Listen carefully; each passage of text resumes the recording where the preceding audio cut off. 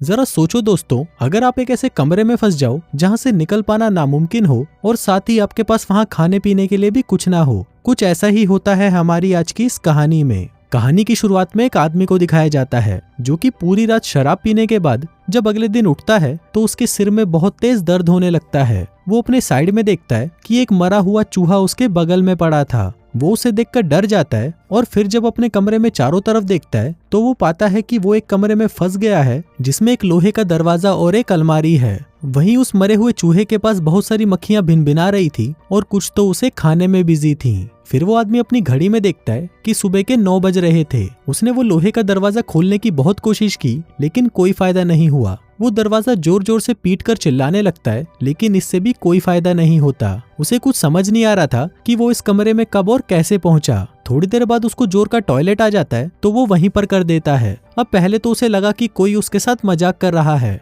उसे लग रहा था कि ये काम फ्लेचर नाम के एक आदमी का है जो उसके साथ काम करता था। फिर वो उसे मजाक में कहने लगता है कि वो बाहर आते ही उसे काम से निकाल देगा। लेकिन जब टाइम बीत जाता है तो उसे पता चलता है कि बाहर और कोई भी नहीं है। वो अपने जेब से फोन निकालकर फ्लेचर को फोन करने लगता है लेकिन वहां पर सिग्नल नहीं होते, जिसका मतलब था कि अब वो बाहर किसी से संपर्क नहीं कर सकता। इसके बाद वो उस कमरे में मौजूद उस लोहे की अलमारी को भी खोलने की कोशिश करता है लेकिन वो भी पूरी तरह से बंद थी। फिर वो उस कमरे में घूमकर वहां पर छिपे कैमरे को भी ढूंढने की कोशिश करता है लेकिन वहां ऐसा कुछ भी नहीं था। अब उसे कुछ भी समझ नहीं आ रहा था, जिसके बाद वो बहुत गुस्सा हो जाता है और जोर जोर से अपने कॉलीग्स पर चिल्लाने लगता है। फिर वो अपनी बेल्ट निकालता है और उससे लोहे के दरवाजे को पीटने लगता है लेकिन इससे भी जब कुछ नहीं होता तो वो थक कर बैठ जाता है। उसने काफी टाइम से कुछ खाया भी नहीं था तो वो चिल्लाकर कहने लगता है कि अगर उसे अभी भी बाहर नहीं निकाला तो वो सभी को पुलिस के हवाले कर देगा। लेकिन फिर भी बाहर से उसे कोई जवाब नहीं आता। अब ऐसे ही पूरा एक दिन बीत जाता है। वो नींद से उठकर अपना फोन चेक करता है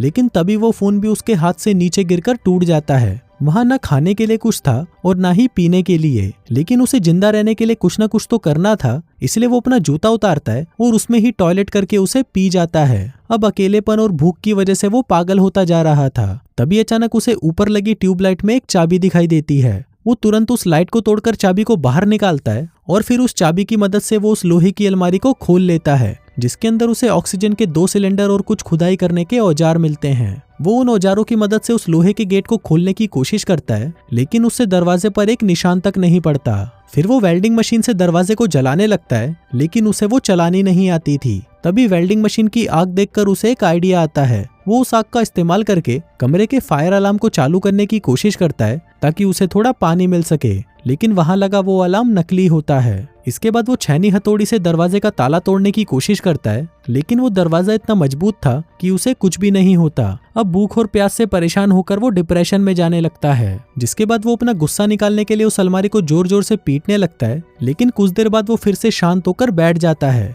तभी उसे दीवार में एक छेद दिखाई देता है और वो जल्दी से छैनी और हथौड़ी लेकर उसे तोड़ने लगता है। दरअसल वो वहां पर एक सुरंग बनाकर वहां से निकलने का प्लान बना रहा था। अब धीरे धीरे उस कमरे में ऑक्सीजन का स्तर कम हो रहा था, इसलिए वो वहां पर पड़ी ऑक्सीजन को ले लेता है लेकिन तभी उसके शरीर में ऑक्सीजन की मात्रा बढ़ने से उसे चक्कर आने लगते हैं। वो उस ऑक्सीजन सिलेंडर को बंद करता है और उस मरे हुए चूहे को देखता है जिस पर कीड़े लगे हुए थे, जिसके बाद वो जिंदा रहने के लिए उन कीड़ों को भी उठाकर खा जाता है। फिर लंच के बाद वो सुरंग बनाने का काम जारी रखता है। अब काफी मेहनत के बाद उसने वो छेद बड़ा कर दिया था और उसे दीवार के अंदर मौजूद लोहे के सरिये दिखाई देने लगे थे। फिर वो उस वेल्डिंग मशीन की मदद से उन सरियों को काट देता है और सुरंग बनाना फिर से जारी रखता है। कुछ ही देर बाद उसे वहां पर रोशनी दिखाई देने लगती है जिसे देखकर वो बहुत खुश हो जाता है। अब वो छेद इतना बड़ा हो चुका था कि वो उससे बाहर निकल जाए, लेकिन फिर जैसे ही वो उस दीवार से दूसरी तरफ जाता है तो वो ये देखकर शॉक्ड हो जाता है कि दूसरी तरफ भी वो वैसे ही एक कमरे में आ चुका था, जिसका मतलब था कि उसकी सारी मेहनत खराब हो चुकी थी। अब वो गुस्से में पागल होकर उस लोहे के दरवाजे को पीटने लगता है। फिर थोड़ी देर बाद वो शांत होकर कमरे में इधर उधर देखता है तो उसे वहां पर कोने में एक लोहे का बॉक्स दिखाई देता है। फिर वो उस बॉक्स को ओपन करता है और पाता है कि उसके अंदर एक लड़की बेहोश पड़ी है। फिर जब वो आदमी उस लड़की को जगाता है तो वो लड़की बुरी तरह डर जाती है। फिर जब वो उससे बात करने की कोशिश करता है तो उसे पता चलता है कि वो दोनों एक दूसरे की भाषा नहीं जानते थे। वो लड़की डरकर उसी के ही पुराने कमरे में जाकर छिप जाती है। अब उस आदमी में उस लड़की को कुछ भी समझा पाने की ताकत नहीं थी, इसलिए वो रात गुजारने के लिए उसी बॉक्स में ही सो जाता है। लेकिन फिर आधी रात को ही वो डरी हुई लड़की आकर उसे जगा देती है। वो उस आदमी को सुरंग बनाने का काम जारी रखने के लिए कहती है, लेकिन अब भूख प्यास की वजह से उसमें अब कुछ भी करने की ताकत नहीं बची थी। इतने दिन काम करते करते उसके हाथों पर चोट आ गई थी और अब उसे आराम की सख्त जरूरत थी। अब वो लड़की खुद ही वो औजार उठाकर सुरंग खोदना शुरू कर देती है, लेकिन उससे ये काम कर पाना इतना भी आसान नहीं था। फिर थोड़ी देर बाद उसे भी टॉयलेट आ जाता है और वो दूसरे कमरे की तरफ जाने लगती है, लेकिन वो आदमी उसे वही रोक देता है और इशारा करके कुछ समझाने लगता है। वो उसे अपना जूता देता है और उसे अपना टॉयलेट इसी में करने को कहता है ताकि वो उससे अपनी प्यास बुझा सके। अब वो लड़की पहले थोड़ा हिचकिचाती है, लेकिन फिर वो उसकी बात मानकर उसके जूते में टॉयलेट कर देती है, जिसके बाद अपनी जान बचाने के लिए उस आदमी को ये भी करना पड़ता है। अब वो लड़की उसकी भाषा तो नहीं समझती थी, लेकिन उस आदमी को देखकर वो समझ गई थी कि यहाँ पर जिंदा रहने के लिए उसे क्या करना होगा। वो आदमी उसे कीड़े खाना भी सिखाता है, लेकिन वो लड़की कीड़े खाने से साफ मना कर देती है। इसके बाद वो आदमी उस कमरे की दीवार पर छेद करने के काम में लग जाता है, लेकिन काफी टाइम तक लगे रहने के बाद भी वो उसमें सिर्फ थोड़ा सा ही छेद कर पाता है। अब ये देखकर वो लड़की निराश होकर रोने लगती है, लेकिन उसे रोता देखकर वो आदमी गाना गाने लगता है, जिसमें वो लड़की भी उसके साथ गाती है। लेकिन तभी गलती से उस आदमी के हाथ पर हथौड़ा लग जाता है, लेकिन तभी लड़की तुरंत अपने सिर का कपड़ा निकालकर उसके घाव पर लगा देती है। अब देखते ही देखते उन दोनों में दोस्ती हो जाती है और फिर वो दोनों साथ में खुदाई करने लगते हैं। तभी अचानक लोहे के दरवाजे का ताला अपने आप ही घूमने लगता है। वो दोनों भागकर उसके पास जाते हैं,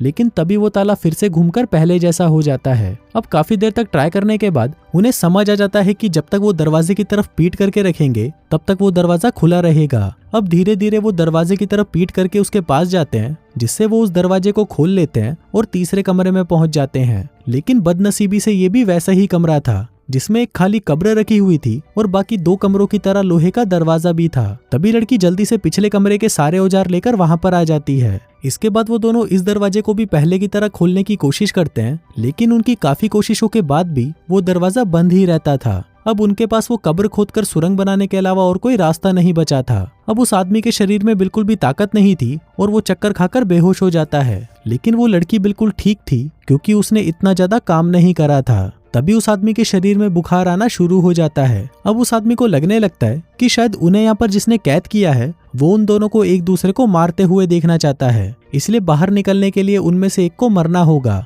अब ये सब कुछ खत्म करने के लिए वो आदमी उस लड़की को मारने के बारे में सोचने लगता है, लेकिन वो ऐसा नहीं कर पाता। अब उस आदमी की जिंदा रहने की सारी इच्छाएं खत्म हो चुकी थी, इसलिए वो खुद को ही उस कब्र में बंद कर लेता है और मौत का इंतजार करने लगता है। वहीं वो लड़की उसे थप्पड़ और घूंसे मारकर जगाए रखने की कोशिश करती है, लेकिन वो आदमी उसे कुछ भी रिस्पॉन्ड नहीं कर रहा था। फिर वो उस आदमी को बाहर निकालती है और उसे जमीन पर लेटाकर सुला देती है। अब वो भी सबसे तंग आ गई थी, इसलिए वो दरवाजे के पास जाकर चिल्लाने लगती है, लेकिन उसे बाहर से कोई आवाज नहीं आती। इसके बाद वो अपने आंसुओं से उस आदमी की प्यास बुझाती है, क्योंकि अगर वो आदमी मर गया तो वो लड़की भी ज्यादा देर तक जिंदा नहीं रह पाएगी। फिर कुछ देर बाद वो लड़की अपने कपड़े उतारना शुरू कर देती है। वहीं बेहोशी की हालत में भी वो आदमी समझ जाता है कि वो लड़की उसके साथ क्या कर रही है, जिसके बाद जैसे तैसे वो लड़की उसे जगाए रखने की कोशिश करती है, जिसके कुछ ही देर बाद वो दोनों थककर जमीन पर सो जाते हैं। फिर थोड़ी देर बाद जब उस आदमी की आंख खुलती है तो वो देखता है कि वो लड़की उसके पास ही सो रही है। फिर वो रेंगते हुए दूसरे कमरे तक जाता है और बॉक्स में से एक कपड़ा उठाकर उसे उस लड़की को उड़ा देता है, जिसके बाद वो कमजोरी से एक बार फिर बेहोश हो जाता है। तभी उसे ताले की घूमने की आवाज सुनाई देती है, जिससे वो दोनों तुरंत उड़ जाते हैं और पिछली बार की तरह इस बार भी वो दोनों पीठ दिखाकर दरवाजे की तरफ जाने लगते हैं। अब वो आदमी इतना ज्यादा कमजोर हो चुका था कि वो खुद से चल भी नहीं पा रहा था। तभी वो लड़की किसी तरह उसे सहारा देकर अपने साथ दरवाजे तक ले जाती है। फिर वो उस दरवाजे को खोल लेते हैं और एक खूबसूरत सी जगह पर पहुंच जाते हैं। ये दुनिया किसी स्वर्ग से कम नहीं थी और इतना सुंदर नजारा उन दोनों ने आज तक नहीं देखा था। अब वो दोनों एक दूसरे की तरफ देखकर खुशी से मुस्कुराने लगते हैं, क्योंकि इतनी मुश्किलें सहने के बाद उन्हें इसका अंत इतना खूबसूरत जो मिला था। और इसी के साथ ही ये कहानी यहीं खत्म हो जाती है।